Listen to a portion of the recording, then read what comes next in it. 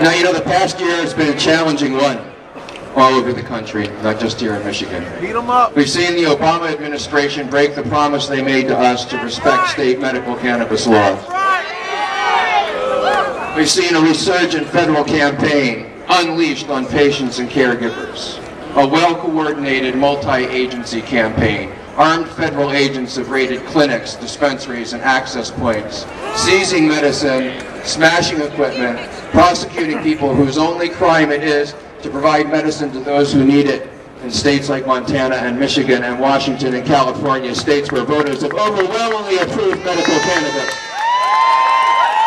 What are they doing in our states? We've seen these federal prosecutors insert themselves into our local political processes, threatening to prosecute city councils and county supervisors if they regulated cannabis, threatening to prosecute state and local employees if they implement those regulations. We've seen the IRS attack organizations like mine that provide medicine to patients, charging us taxes that no other businesses have to pay, hoping to bankrupt us, drive us out of business, to force the patients back to the streets. The U.S. Treasury Department has closed the bank accounts of thousands of dispensaries. And the BATF, in an incredible move, has denied medical cannabis patients the right to purchase weapons with which to defend themselves. Things like this have happened in almost every single one of the 16 states that have legalized cannabis for medical purposes. All across the country, we see our federal government involved in actions that contravene our basic democratic rights. And the sad result of this campaign is that hundreds of dispensaries have closed nationwide, throwing hundreds of thousands of patients back into the illicit marketplace, destroying tens of thousands of well-paying jobs, hundreds of millions of tax dollars eliminated, and all of those assets have been delivered back into the hands of the criminal underground. It's a policy with all downsides and no up. It's a policy that hurts all Americans, not just those who depend on cannabis for medicine. So, it has been a challenging year, and the current situation can appear bleak. But I'm here to tell you that now is not the time to lose heart or to lose hope. I've been doing this for almost 40 years now, and one thing I've learned is that the pace of social change is uneven.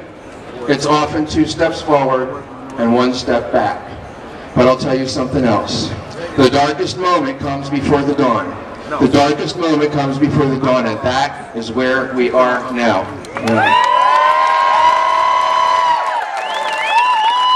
It's the last hurrah for our opponents. They're pushing back now because they know how precarious their position is.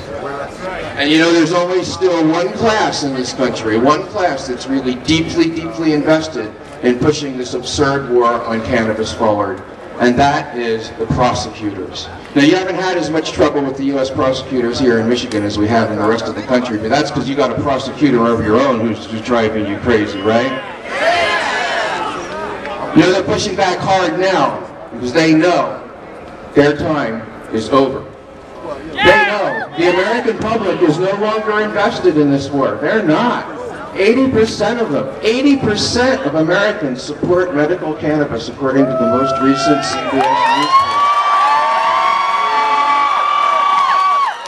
And 50% of them support legalization of cannabis for adult use for any purpose. We've seen elected officials, sometimes local officials, sometimes state officials, and sometimes people in the U.S. Congress from Washington and California and Rhode Island and Colorado and Montana and even here in Michigan calling on prosecutors to end this vicious campaign to reschedule cannabis.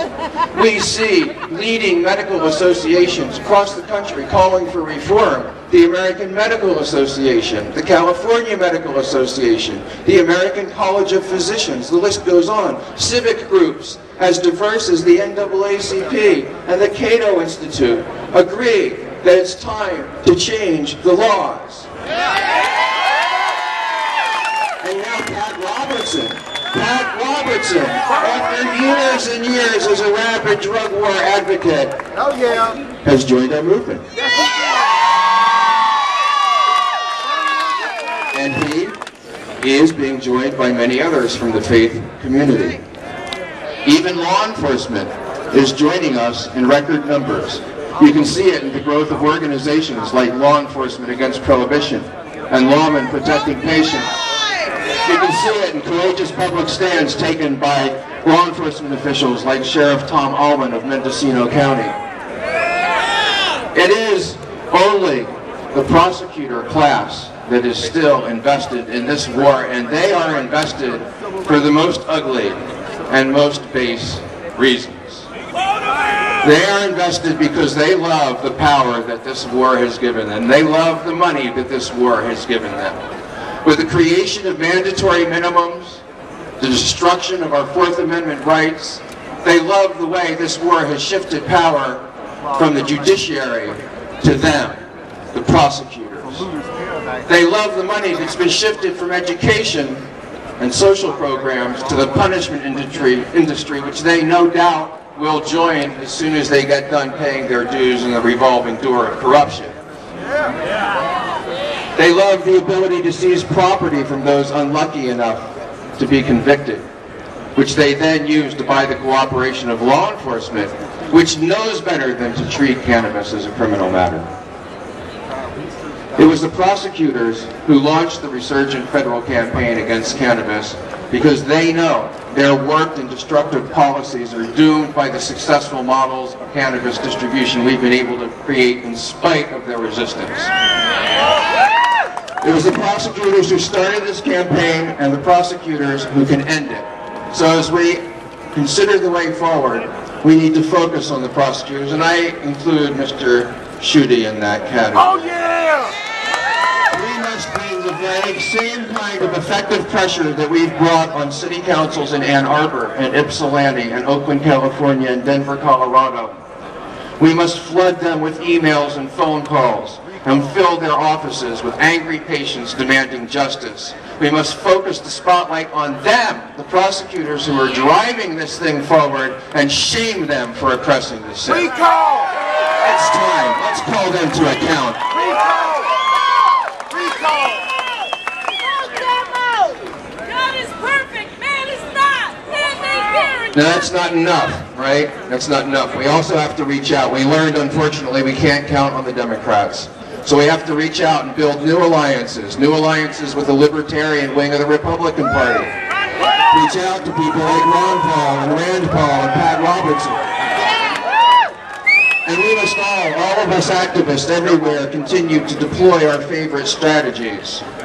But it's also important to support the strategies of others. You know, when I started out in this movement almost 40 years ago, we were a small movement, an isolated movement. There weren't many of us, and we all knew each other. We could fit in one good-sized room then, not too many people, not too many opinions. It was easy to suggest a strategy, discuss it, and come to agreement. Now we're much larger, with more thinkers, more ideas, more debate.